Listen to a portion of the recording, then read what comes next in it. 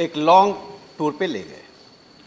लंबे रास्ता तय करने के बाद एक चौराहा आया तो सॉफर ड्राइवर ने पूछा, comrade Mao, which direction I should turn the car. तो माओ ने बड़ा रोचक उत्तर दिया। उसने कहा, सिग्नल लेफ्ट का दो और टर्न राइट करो। तो भारत के वामपंथियों की यही गति है। मुझे आश्चर्य हुआ। मैं जिस क्षेत्र से आता हूं उसमें वामपंथ रहा है, मेरे परिवार का भी संबंध था कभी। हाँ, प्लीज खुद कृपया आप आपस में बात ना करें प्लीज। आपके सामने मैं भी पहले कम्युनिस्ट का मतलब होता था पुअर का वॉइस। आज विनय विश्वम जी को कहना पड़ रहा है कि हम कम्युनिस्ट गरीबों की बात कर रहे हैं। कारण केरल का गोल्ड स्कैम के बाद इनकी विश्वसनीयता इतनी खत्म हो गई है कि आज इनके कहना पड़ता है कि हम गरीबों की बात कर रहे हैं। अध्यक्ष महोदय, भारतीय जनता पार्टी का नाम आते ही सांस्कृतिक राष्ट्रवाद आता है। जिस दिन हमें कहना पड़ेगा कि हम सांस्कृतिक राष्ट्रवाद की बात करते हैं, इसका अर्थ हमारा उससे डिस्कनेक्ट हो गया। जो मैं कहना चाहता हूं इस बिल के संबंध में, माननीय राकेश जी, मैंने उनसे भी अर्ज किया था आपसे कि विषय पर और बिल पर मैंने विनय विश्वम जी से भी आग्रह किया था आपसे। मैं तो अपने मैंने मित्र को ये कहानी सुनाई, चूंकि गोविंद मेनन जब चीफ मिनिस्टर थे तो उन्होंने कहा था राजेश्वर राव को कि struggle and administration don't go together. तो मैं ही कहता हूं कि आप या तो स्ट्रगल कीजिए या एडमिनिस्ट्रेशन चलाइए। केरल में आप दोनों करना चाहते हैं तो सब्जेक्ट इज आर्बिट्रेशन। तो मैं अब आर्बिट्रेशन बिल पर आता हूं। सभापति महोदय, इस कानून की आवश्यकता क्यों पड़ी, इस अमेंडमेंट की आवश्यकता क्यों पड़ी? इसका एक बड़ा कारण है कि दुनिया में जो आर्बिट्रेशन की संस्थाएं हैं और उनका इतिहास है, जैसे चार्टर्ड इंस्टीट्यूट ऑफ आर्बिट्रेशन, ये 1915 में बना, जो 150 देशों में है, 16,000 मेंबर्स हैं। International centre of settlement of investment dispute 1965 में बना। अमेरिकन आर्बिट्रेशन एसोसिएशन 1926 से काम कर रहा है। हांगकांग इंटरनेशनल आर्बिट्रेशन सेंटर 1985 से काम कर रहा है। London court of international arbitration 1891 से काम कर रहा है, 1891 से काम कर रहा है। Permanent court of arbitration Netherland का है, जो 121 देशों में काम कर रहा है। आखिर भारत क्यों अपवाद बना रहा, और भारत को ऐसे आर्बिट्रेशन इंस्टीट्यूट की आवश्यकता क्यों पड़ी? पहले ऐसा क्यों नहीं महसूस हुआ? इसके पीछे एक रीजनिंग और लॉजिक है।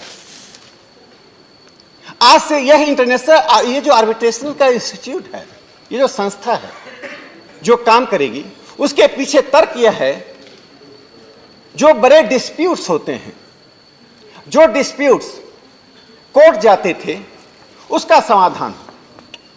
लेकिन जब हमारी बदहाली थी, अपने देश के पास एमएनसी नहीं था, देश के पास एफडीआई नहीं था, तो डिस्प्यूट की संख्या ही इतनी कम थी, और जो संख्या कम थी या तो कोर्ट जाती थी, या हांगकांग जाते थे, या लंदन जाते थे, या हेग जाते थे।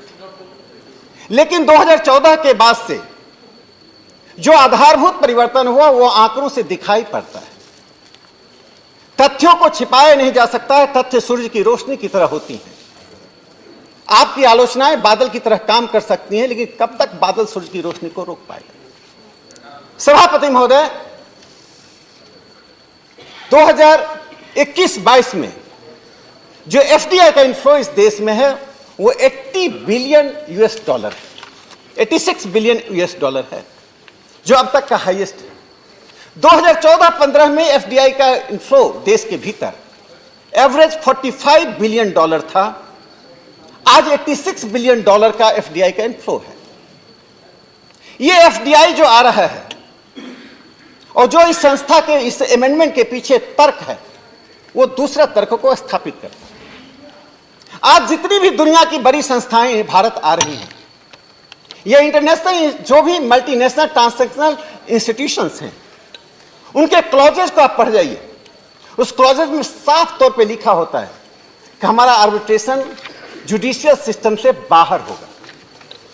वे जुडिशियल सिस्टम में आर्बिट्रेशन के लिए नहीं जाना चाहते, चाहे यहां हो या वाशिंगटन हो या लंदन हो या हेग हो। जब वो जुडिशियल सिस्टम में नहीं जाना चाहते हैं और आर्बिट्रेशन जुडिशियल सिस्टम के बाहर से कराना चाहते हैं, तो फिर दूसरा अल्टरनेटिव क्या है? एक तो बढ़ा हुआ एफडीआई, जो हमारे जुडिशियल सिस्टम है, मैं जानता हूं उसमें बॉटलनेक है, और हमारे पार्टी के श्री सुशील मोदी जी ने बहुत ही अच्छा बिंदु उठाया। कोर्ट में ब्लॉकेज के साथ साथ जो औपनिवेशिक कॉलोनियल हैंगओवर है, जो माननीय प्रधानमंत्री श्री नरेंद्र मोदी जी ने डीकोलोनाइजेशन ऑफ इंडियन माइंड की बात कही है, वह संभवतः कोर्ट तक पहुंचने वाला है। कोर्ट का भी डीकोलोनाइजेशन की करने की जरूरत है। कोर्ट ही एक बात इंस्टीट्यूशनल रूप में एक ऐसी संस्था है जिसमें लगातार colonial hangover, colonial legacies, colonial trades अभी तक जारी है। लेकिन जो महत्वपूर्ण बिंदु यहां आता है इस संस्था के बारे में, कि कोर्ट में जब डिस्प्यूट जाता है तो भारत के जो फास्टेस्ट हाई कोर्ट हैं, जिसमें गोवा और सिक्किम का हाई कोर्ट आता है, वहां पर एक केस के रिजोल्यूशन में 1.5 ईयर एवरेज लगता है, और उसी के काउंटर पार्ट उत्तर प्रदेश में एक केस के रिजोल्यूशन में 4 साल लगता है। इसलिए 2009 में यूनियन ऑफ इंडिया और सिंक कंस्ट्रक्शन सिंडिकेट के बीच जो विवाद हुआ, उसमें कोर्ट ने साफ तौर पे कहा था यह बहुत ही दुर्भाग्यपूर्ण है कि कॉर्पोरेट केसेज में लंबे समय लगते हैं। श्री कृष्णा कमीशन ने बाद में इसी को इंडोर्स किया। लेकिन जो सबसे महत्वपूर्ण पक्ष इसमें उभर कर आता है वह यह है कि जब डिस्प्यूट्स बाहर रिजॉल्व क्यों किया जाए, आखिर कोर्ट में क्यों नहीं किया जाए। तो जो इकोनॉमी का ग्रोथ का पेस है, जो अर्थव्यवस्था जिस गति से बढ़ रही है, उस गति को पकड़ने में हमारी कन्वेंशनल जुडिशियल सिस्टम संभव नहीं है। दोनों के बीच जो इनकम्पैटिबिलिटी है, जो दोनों के बीच कंपैटिबिलिटी का अभाव है दोनों की गति में, उसके कारण आर्बिट्रेशन की जरूरत पड़ती है। इसीलिए यह अमेंडमेंट आ रहा है। मुझे दुख हुआ कि लोगों ने इसको सिर्फ नॉमेनक्लेचर के एक चेंज के रूप में देखा और कहा नाम बदलने से क्या हो जाता है। नाम बदलने से बहुत कुछ हो जाता है। व्यापार तो गुडविल और ट्रेड के आधार पर चलता है। जब हम न्यू दिल्ली के नाम से जानते थे और भारत की बढ़ती हुई हैसियत में सिर्फ हम अपने डोमेस्टिक डिस्प्यूट्स को रिकंसिलिएशन के द्वारा, मीडिएशन के द्वारा नहीं सुलझाना चाहते हैं, इस अमेंडमेंट में कंसिलिएशन और मीडिएशन दोनों को शामिल किया गया है।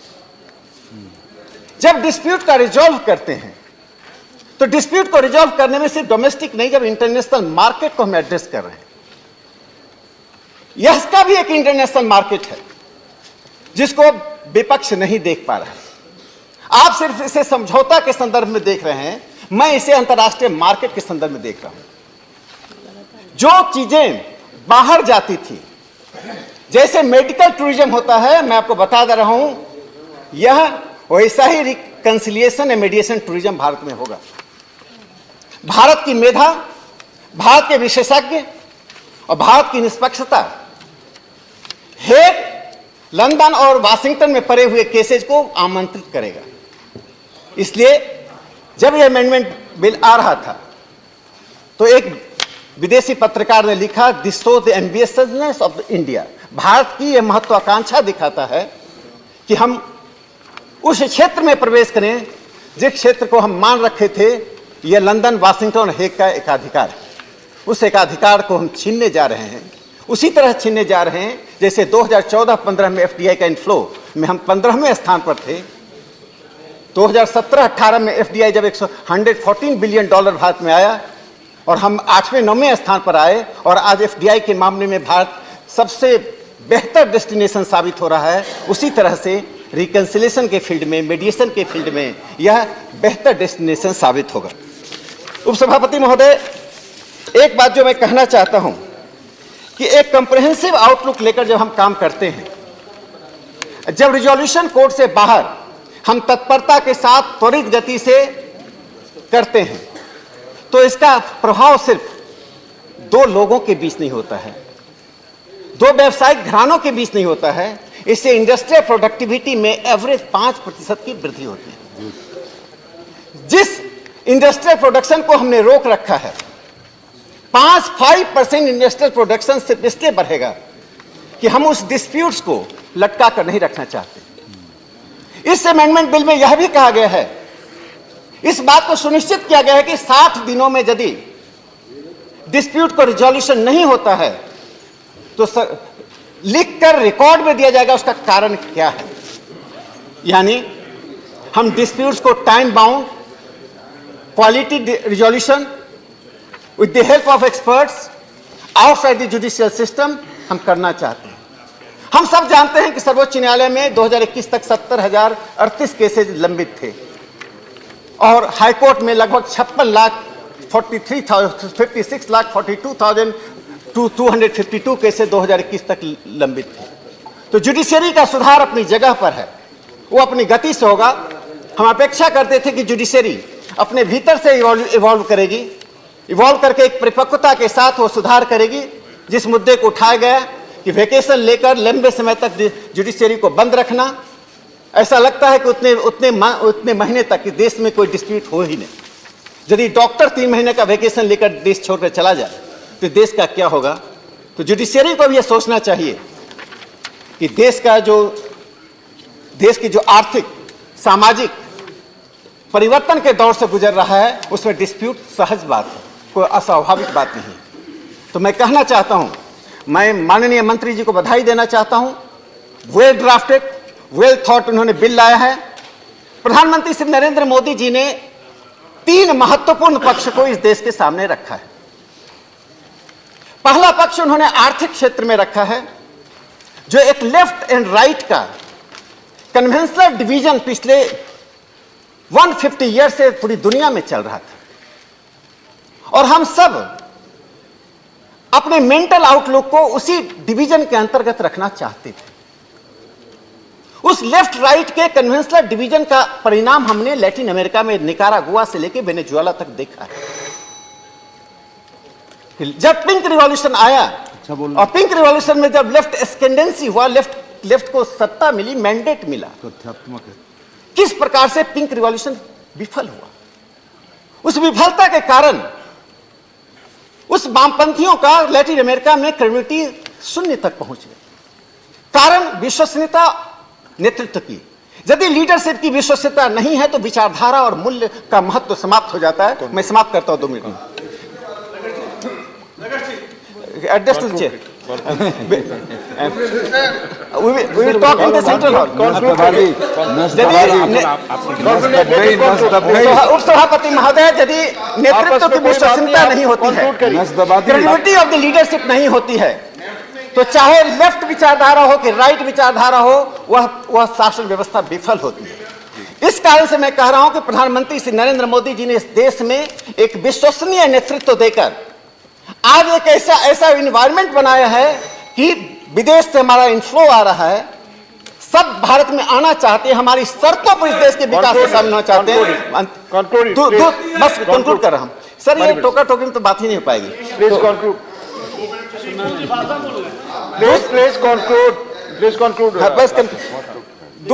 दूसरा जो परिवर्तन इस देश में आया है, आइडियोलॉजिकल जो इकोनॉमिक ट्रांसफॉर्मेशन हो रहा है, जिसको आज हम देख रहे हैं कि पोस्ट कोविड में भारत की स्टेबिलिटी, भारत का ग्रोथ और भारत का आकर्षण, अट्रैक्शन क्या है।